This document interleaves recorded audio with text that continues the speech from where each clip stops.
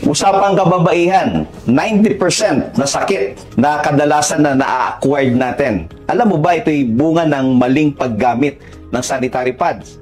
Natuklasan na ang mga sanitary pads na ginagamit natin ay gawa sa mga ordinaryong papel o plastic na walang absorbent capacity para i-secure yung mga waste product na inilalabas natin. Kaya madalas, every time na nagkakaroon ng menstruation, andyan yung madalas na pagbasa, nagkakaroon irritation, rashes, allergy, nagkakaroon tinatawag na pagtagos, at ito pa, hindi napapansin ng iba, sa madalas na pag-upo, pagtayo, nagkakaroon ng bouncing back sa loob ng katawan natin, yung mga waste product na inilalabas natin na kadalasan nagiging sanhi ng infection o UTI, PCOS, myoma, at pag medyo sinuwerte ka, yung tinatawag na cervical cancer.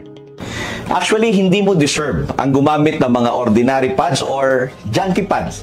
That's why merong tinatawag na happy pads. Ang happy pad ay may day pad, night pad, and even panty liner. Ito'y may 9 protective layer together with graphene na may kakayanang mag-absorb up to 250 ml liquid na inilalabas natin. Good news, ang kagandahan nito ay meron siyang breathable cotton design para maiwasan ng odor at manifestation ng bakterya sa loob ng pad. Ito'y nagtataglay ng negative ion para maiwasan ang pagkakaroon ng klase ng sakit gaya ng infeksyon, UTI, PCOS at marami pang iba. Kaya para sa malinis at malusog na regular na menstruation, use happy pads dahil dito, happy ka.